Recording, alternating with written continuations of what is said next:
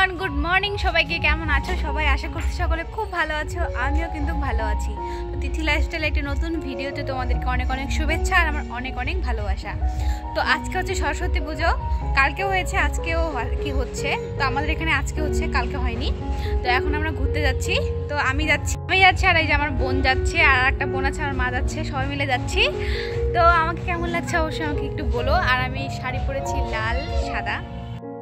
বাড়ি থেকে বেরিয়েই প্রথমে আমাদের হচ্ছে ক্লাব পড়ে, তো ক্লাবের ঠাকুরটা দেখে তারপরে আমরা হাই স্কুলে চলে এসেছি। আর এই স্কুলটা কিন্তু আমাদের একদম বাড়ির পাশে, আর এই স্কুলে কিন্তু আমি পড়াশোনা করেছি। তো এখানে ঘুরে এখানে ঠাকুর দেখে তারপরে আমি ঘুরতে গিয়েছিলাম, সেটাও তোমাদেরকে আস্তে আস্তে বলছি। আর এই ভিডিওটা কিন্তু আমার অজান্তেই হয়ে গেছে, তো এটা ছাড়া আমি আর কোনো ভিডিও শ্যুট করিনি, সেজন্য এটাই দিয়ে দিলাম। আর প্রতিটা মেয়ে দেখো কত সুন্দর সুন্দরভাবে সেজেছে। আর এই যে সরস্বতী পুজোর দিনটা, এটা এখন বিশেষ করে বাঙালি মেয়েদের আর ছেলেদের জন্য কিন্তু ভ্যালেন্টাইন ডে হয়ে গেছে। এক্সট্রা করে একটা ভ্যালেন্টাইন ডে ঘোরার জন্য একটা ওরা দিন পায়। আমিও কিন্তু ব্যতিক্রম নই, আমিও সেম, আমিও তো ঘুরে বেড়াই, তাও বলছি। তো এখানে দেখো আমার বোন আর বোনের বান্ধবীরা এখানে এসেছে। তো এখানে আসার পরে তারপরে আমি আমার হবু হাজব্যান্ডের সঙ্গে ঘুরতে চলে এসেছি। ও আর কি আমাদের ওখানে গিয়েছিল আমাদের বাড়িতে, তো ওখান থেকে আমি আবার ওর সঙ্গে চলে এসেছি, কারণ ওর শরীরটা ভালো নেই। ওই জন্য কিন্তু তোমরা দেখতে পাচ্ছ ও সোয়েটার টুপি সব পরে আছে, কারণ আমাদের ঘোরার কথা কিন্তু ছিল না।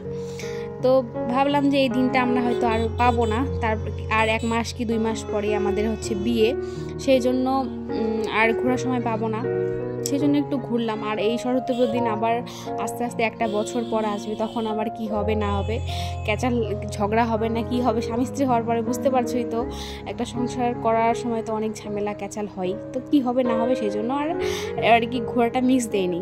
তো যতদিন ভালো আছে ততদিন ঘুরে নেই, তারপরে কি হবে সেটা দেখা যাবে।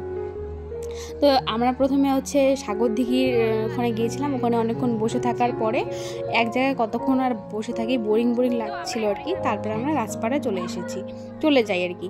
ওখানে অনেকক্ষণ বসে গল্প গুজব করে, মানে এত হাসি ঠাট্টা করেছি না। ও আমার কি বলতো, হাজব্যান্ডের থেকে ফ্রেন্ডের মতো আর কি।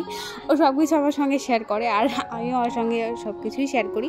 আর এত হাসি ঠাট্টা করেছি বলার মতো নয়। তো সেটা তোমরা ভিডিওতে দেখতেই পারছো, আমার এখনও হাসি পাচ্ছে কথাগুলো মনে পড়ে, এতটা আর কি হাসি মজা করেছি। আর ভিডিওটা কিন্তু আমি একটা বেশি বড় করিনি, কারণ আমি ভিডিও তুলতে ভুলে গেছিলাম। আর আমি ভাবছিলাম যে ভিডিওটা একটু ছোট করে দেবো, কারণ তোমরা লং ভিডিও দেখতে চাও না, সেজন্য একটু শর্ট করে দিয়েছি।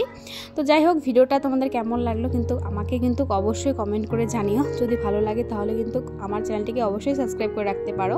আর যদি তোমাদের এই ভিডিওটা বেশি ভালো লাগে তাহলে অবশ্যই কিন্তু তোমাদের ফ্রেন্ডের সঙ্গে শেয়ার করতে পারো।